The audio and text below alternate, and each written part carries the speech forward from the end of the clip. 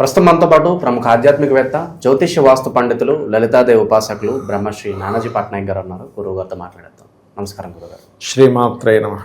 గురుగారు, నక్షత్రాల సిరీస్లో భాగంగా పుబ్బా నక్షత్రం గురించి మాట్లాడదాం ఈరోజు. ఏంటి నక్షత్రం యొక్క స్పెషాలిటీస్ ఏంటి, ఓవరాల్గా వీళ్ళ లైఫ్ ఎలా ఉంటుంది, నక్షత్రంలో జన్మించే వాళ్ళ గురించి, అలాగే రెమెడీస్ కూడా తెలియజేయండి లైఫ్లో. తప్పకుండా అండి. పుబ్బా నక్షత్రం గురించి చెప్తుంది నేనైనప్పటికీ కూడా చెప్పేస్తుంది సాక్షాత్ లలిత అమ్మవారిగా భావిస్తూ, పుబ్బా నక్షత్రానికి అధిపతి శుక్రుడు అవుతాడు. అయితే ఇది సింహరాశిలో ఉంటుంది, 4 పాదాలు కూడా. ఈ శుక్రుడుకి అంటే బగ అధిదేవతలు ఉంటారు. అంటే బగ అనేటువంటిది అది దేవత ఏంటంటే ఫార్చ్యూన్ ఇచ్చేటువంటి దేవత. పుబ్బా నక్షత్రానికి అది దేవత.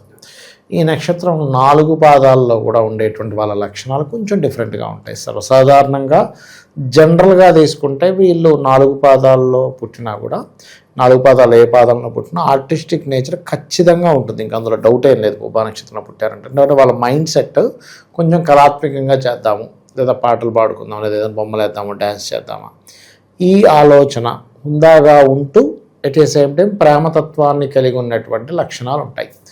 అయితే ఇందులో 1, 2, 3, 4 పాదాల్లో 1వ పాదంలో పుట్టినటువంటి వారికి అదృష్టం ఎక్కువగా వరించడము, మరియు వాళ్ళు కాస్త ఇంకొంచెం డిగ్నిఫైడ్ నేచర్ ఎక్కువగా ఉండడం జరుగుతుంది. 2వ పాదం వాళ్ళకి కొంచెం బిజినెస్ ఆలోచనలు, కొంచెం లౌక్యం ఎక్కువగా ఉంటుంది. 3వ పాదం వారికి ఏమవుతుందంటే వీళ్ళకి కొద్దిగా వివాహ జీవితం విషయంలో కొంత హడ్డల్స్ ఎదుర్కొంటారు. కాకపోతే వీళ్ళు కూడా కొంత బాగానే లైఫ్లో మంచి లీడ్ చేస్తారు. కానీ 4వ పాదం వాళ్ళు మాత్రం వీళ్ళ లైఫ్లో చాలా ఎక్కువ అప్ అండ్ డౌన్స్ చూస్తారు.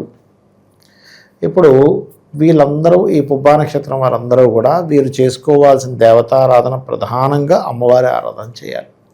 అయితే వీళ్ళకి లవింగ్ నేచరు, ఏదైనా తొందరగా ప్రేమలో పడడం, తొందరగా అట్రాక్షన్ అవ్వడం, తొందరగా అంటే ఇది ఎప్పుడు వస్తుంది, శుక్రుడు మళ్ళీ కుజుడితో కలిసి ఇంకెక్కువ అవుతుంది.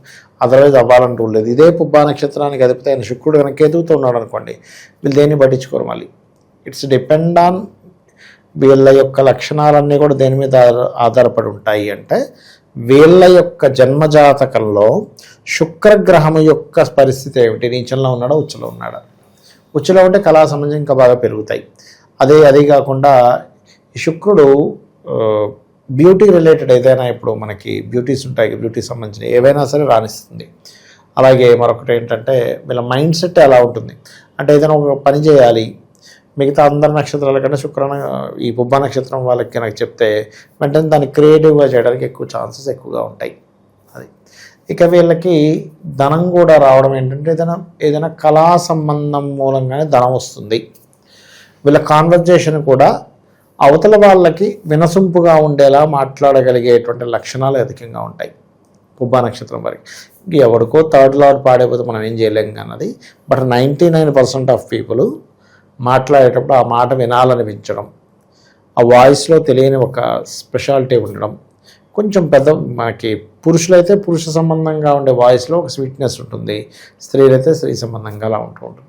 అయితే ఈ పుబ్బా నక్షత్రానికి అధిపతి శుక్రుడు కాబట్టి ఈ 310 లార్డ్స్ అయ్యారు కాబట్టి వీళ్ళు మ్యాక్సిమం 90% ఆఫ్ కేసెస్ బిజినెస్ లైన్స్లో ఉంటేనే బాగా కలిసి వస్తుంది. వీళ్ళకి జాబ్ రిలేటెడ్ సంబంధించిన వాటిల్లో కనుక వెళ్ళినట్లయితే ఎక్కువ కృషి చేయాలి, ఎక్కువ స్ట్రెస్ అవ్వాల్సి వస్తూ ఉంటుంది పుబ్బా నక్షత్రం వారికి. అది ఇక వీళ్ళ లైఫ్లో చాలా మట్టుకు అంటే వీళ్ళు కానీ వీళ్ళ ఫాదర్ కానీ కొంచెం ఎక్కువ కళలకి దగ్గరగా ఉండడం. వీళ్ళ ఫాదర్కి యాక్చువల్గా అయితే వీళ్ళ ఫాదర్ విషయంలో శుక్రుడు కనుక పాడైంది అనుకుంటే వీళ్ళకి వాళ్ళు కొంచెం చూడండి ఒకసారి మనకి ఇవాళ రేపు ఈ లాటరీలను లేకపోతే ఇంకో ఈజీ మనీ దానివైపు వెళ్ళి తద్వారా ఇబ్బంది పడుతూ ఉంటారు. ఫాదర్ కెరీర్ విషయంలోని ఇట్లాంటి వాటిలోకి వెళ్ళడం ద్వారా. అలాగే పుబ్బ వాళ్ళకు కూడా బిజినెస్ పరంగా కలిసి వస్తుంది. కాకపోతే ఆ బిజినెస్ కారకుడు ఎలా ఉన్నాడు, సెకండ్ లార్డ్ ఎలా ఉన్నాడు, ఫైనాన్షియల్ కారకుడు ఎలా ఉన్నాడు అనే దాన్ని కొంచెం కీన్గా అబ్జర్వ్ చేసి మనం ఈ యొక్క విషయాలు మనం చెప్తూ ఉండాలి ఎప్పుడు కూడా. ఇక వీళ్ళకి కూడా వీళ్ళకు వచ్చేటువంటి జీవిత భాగస్వామి కొంచెం అంటే అనుకువగా ఉండేటువంటి లక్షణాలు ఉండేటువంటి అమ్మాయి కావచ్చు, అబ్బాయి కావచ్చు రావడం జరుగుతూ ఉంటుంది. కాకపోతే ఎప్పుడు కూడా ఎవరు ఎలాంటి వాళ్ళు వస్తారు ఏంటి అనేటువంటిది మాత్రం ఖచ్చితంగా ఈ 7th లార్డు శుక్రుడు, పురుషుడి జాతకంలో అయితే శుక్రుడు, స్త్రీ జాతకంలో అయితే కుజుడి యొక్క సంబంధాలు చూడకుండా డిసైడ్ అవ్వకూడదు. కాకపోతే వీళ్ళకి ఏంటంటే బాగా ఆర్టిస్టిక్గా ఉండేటువంటి సంతానము, ఆర్టిస్టిక్గా ఉండేటువంటి భార్య, అంటే ప్రేమించి కొంచెం ఇష్టపడి వివాహం చేసుకోవడము, ఇలాంటివి మాత్రం అమ్మాయి కావచ్చు అబ్బాయి కావచ్చు ఇవి ఉంటాయి వీళ్ళకి, అందులో ఎటువంటి సందేహం లేదు. అండ్ అలాగే మరొక విషయం ఏంటంటే వీళ్ళకి కెరియర్ రిలేటెడ్ సంబంధించిన విషయంలో ఇందాక నేను చెప్పినట్టుగా ఓన్గా చేసుకోవడం చాలా మంచిది పుబ్బా నక్షత్రం వారికి. లేదంటే మనకి ఏదైనా ఉద్యోగ సంబంధించింది ఎలా ఉంటుంది ఏంటి అన్నప్పుడు ఈ బుధుడు వీళ్ళకి అంటే సెకండ్ లార్డ్ బుధుడు కదా సింహరాశికి, ఆ బుధుడు యొక్క కండిషన్ ఎలా ఉందో చూసుకోవాలి.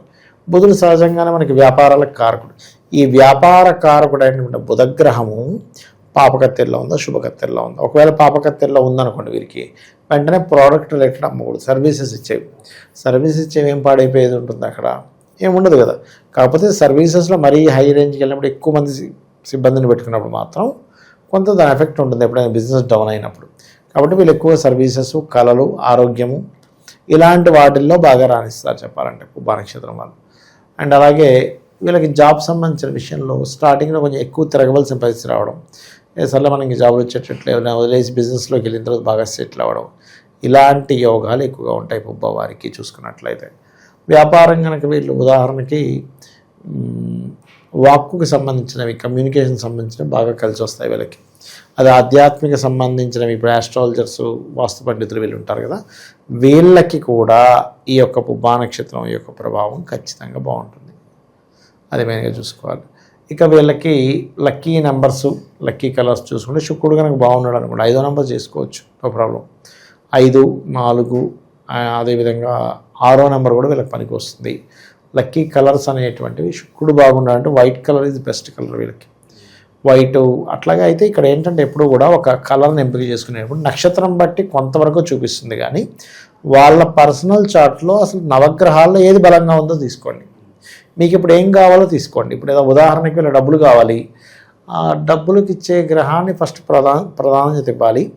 అలాగే వీళ్ళ యొక్క జన్మజాతకంలో ఈ 9th లార్డ్ ఎవరైతే ఉన్నారో, ఈ 9th లార్డు లేకపోతే కొన్ని 11th lord, 2nd lord, 5th lord అని ఇలా ఉంటారు, వాళ్ళు ఎవరైతే అయ్యారో వాళ్ళలో ఆ 4-5 ఆప్షన్స్లో ఏది బెస్ట్ ప్లానెటో చూసుకొని దానికి సంబంధించినటువంటి లక్కీ నెంబర్స్ కానీ లక్కీ కలర్స్ కానీ చేసుకోవడం మంచిది చెప్పాలంటే. అది ఇక వీళ్ళకి కలిసి వచ్చే కలర్ కావచ్చు, అలాగే నెంబర్ కావచ్చు, వారంలో ఎక్కువగా ఏ రోజు మంచి రోజు ఏదన్నా ఉంటుంది, మా మండే నుంచి సాటర్డే వరకు ఏ రోజు బాగుంటుంది? వీళ్ళకి కలిసి వచ్చేటువంటి కలర్స్ కనుక చూసుకున్నట్లయితే వీళ్ళకి వైట్ కలర్ బాగా కలిసి వస్తుందండి. కాకపోతే ఈ శుక్రుడు వెళ్ళి ఎక్కడ ఉన్నాడో కూడా చూసుకోవాలి. వైట్ అయితే ఇంక బ్రహ్మాండం కలిసి వస్తుంది. ఇంటి డైరెక్షన్ అయితే వాళ్ళ పేర్లో ఉన్న మొదటి అక్షరాన్ని బట్టి డిసైడ్ చేయాలి, ఇలా చూడకూడదు, ఇది శాస్త్రం కాదు ఇది. కాకపోతే ఏంటంటే శుక్రుడు బాగున్నాడు అనుకోండి, ఆగ్నేయం వైపు ఉండే డైరెక్షన్స్ పనిచేస్తాయి, కొంతవరకు పనిచేస్తుంది అది. బట్ వర్గ నిర్ధారణలో వీళ్ళ పేర్లో ఉండేటువంటి మొదటి అక్షరం ఏమిటి, తర్వాత అక్షరాలు ఏమవుతాయి అనేటువంటిది చూడాలి.